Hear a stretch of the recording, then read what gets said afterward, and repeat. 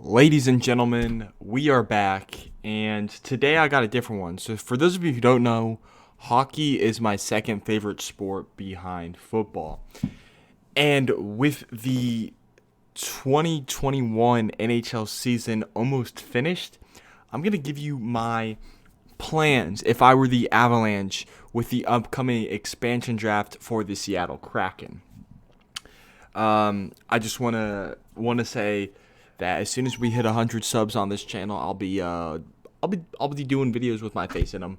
But I wanna. Here is my Avalanche expansion draft plan. If I was a GM, obviously, I'm not. But here's what I do as a couch eat GM. So there are two plans for protecting players in the expansion draft. The first option is you can protect 7 forwards, 3 defensemen, and 1 goalie, or you can protect 8 skaters and 1 goalie. Those skaters are a combination of defensemen and forwards. So with this, if I were the GM, I would go with option 1 because with how stacked our team is, we want to try to protect as many players as we can.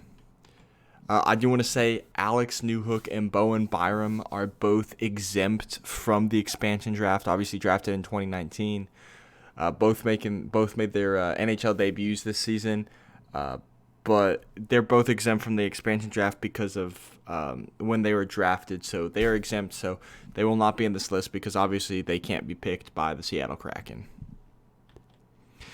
The next thing we need to do is we need to get Eric Johnson to waive his no-move clause. He went down in the playoffs last year, and he played 1 game, I think, this season before going down again with another injury, and he hasn't played since this season. And he needs to waive that no-move clause so he can protect more defensemen to keep our defensive core super stacked. So we're going to go and assume that Eric Johnson has moved his no-wave clause because there have been rumors that he will. I will look up for you where that is, but I tried and I couldn't find it. But, and I have the rule posted. All players with movement clauses, no movement clause at the time of the draft, and who decline to waive the clause, they have to be protected. So if he doesn't move his no move clause, then he has to be protected as one of the Avs' 3 defensemen. But we're gonna go ahead and assume that he's gonna be a team player, and he does not, and he moves his no move clause. So with that being said, the first one is fairly obvious on who we're going to protect. Nathan MacKinnon, the second best player in the league. As an Avs fan, I'm going to be a little biased. Connor McDavid had an amazing season, 102 points. But as an Avs fan, I'm going to have to support my guy and say he's the best player in the NHL. Even though it's probably McDavid, but as an Avs fan, you're not going to hear me say that. Nathan MacKinnon, best player in the world, best player on this team. Most people say he's the second best player in the league. So this is a fairly obvious one. Next one, Mikko Rantanen. He's leading our team in goals this season, and he's been an absolute beast. One of the big 3, obviously. We're gonna protect him, no doubt about that. Next is a restricted free agent this season. After this season, but it's gonna be the captain, Gabriel Landeskog, part of the big 3 on that line, and he absolutely needs to be a part of this team. Great leader. Just the leadership he brings to this team and how he's able to bring that whole line together, him, McKinnon, and Rantanen. I mean, I think it's the best line in the league. But many people disagree, but Landeskog has got to be the option here. The next one, I'm going Andre Burakovsky. He's been an absolute beast since coming to Colorado. Tonight, against the Golden Knights, he got his 18th goal this season, 100th career goal. And he's been tearing it up. An absolute goal scorer, can just geek and dangle, and he'll find a way to put it in the back of the net. And Andre Burakovsky is he's been phenomenal with the Avs. And we signed him to, I think, a 2-year deal at the beginning of the season. So I'm hoping at the end of next season we sign him and extend him to a longer-term deal. The 5th forward, I'm going Nazem Kadri. After being traded from Toronto to Colorado in exchange for Tyson Barrie and Alex Kerfoot, He's just been a beast. He was a beast in the playoffs. Didn't take a penalty until the second round, I believe. I believe he also led us in scoring in the first round of the playoffs. But even if he didn't, he was on another level in the playoffs. And honestly, he's a great second line center. I mean, he's perfect depth for behind the big line, and he's able to produce in big games and score points. So Nazem Kadri is going to be the fifth forward we protect. The sixth forward we protect, I'm going Valeri Nichushkin.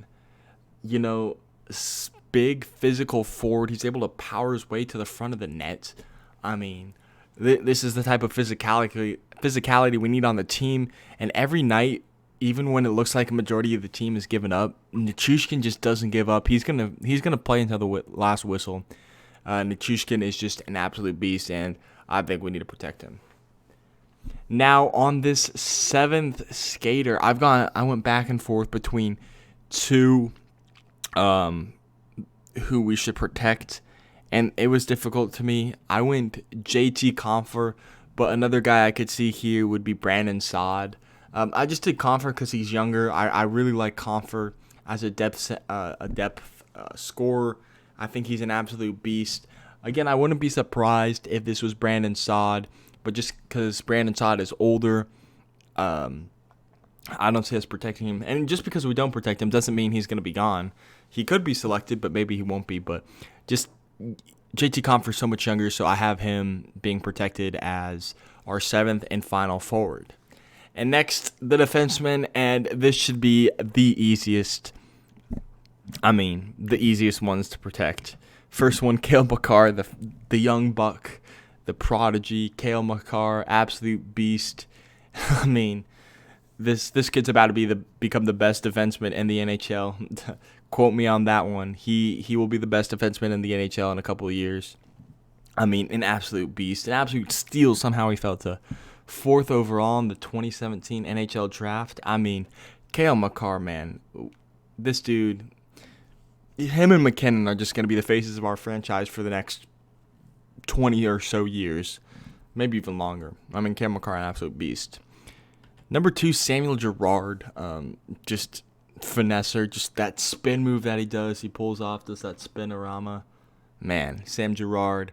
I mean, another offensive defenseman, and I think Sam Girard is going to be a phenomenal player for a long time with us. And the third defenseman, I'm actually going Devon Toews. I mean, I could see Ryan Graves here, but we traded 2 second-round picks and signed him to a 4-year contract, so I think he's going to be here for a long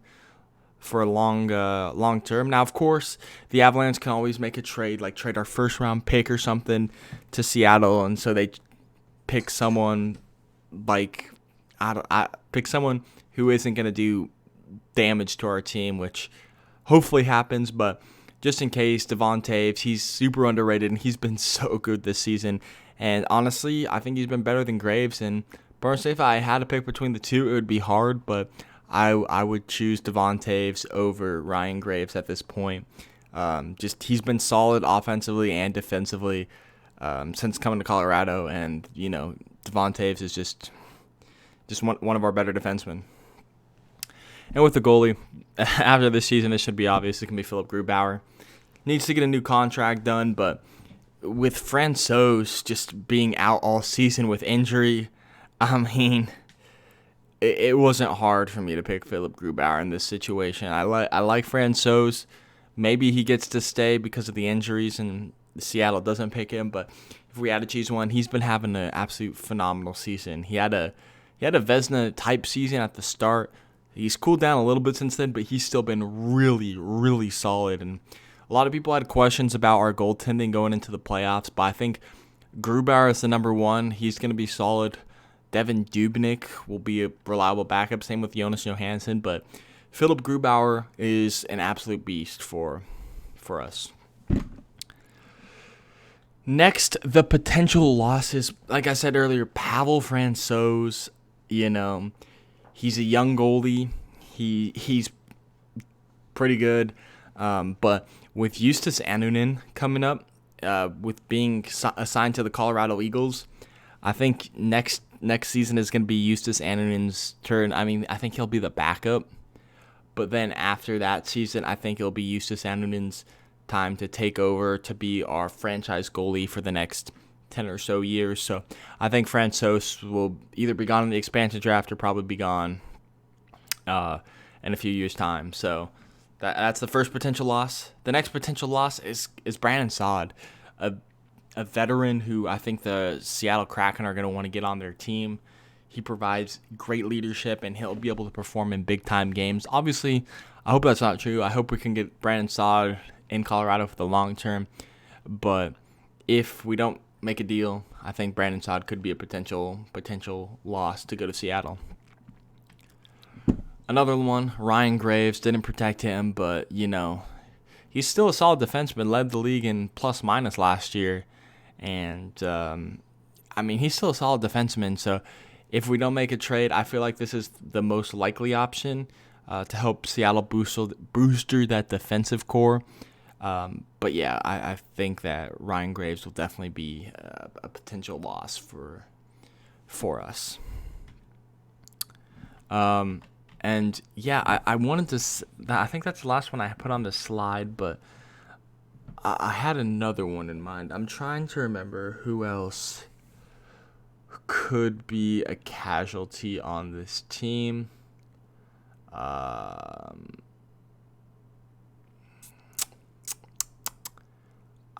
It's not coming to mind right now, but these are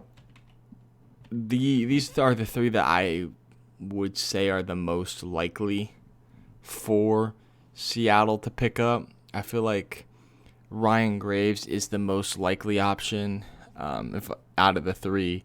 But we'll see.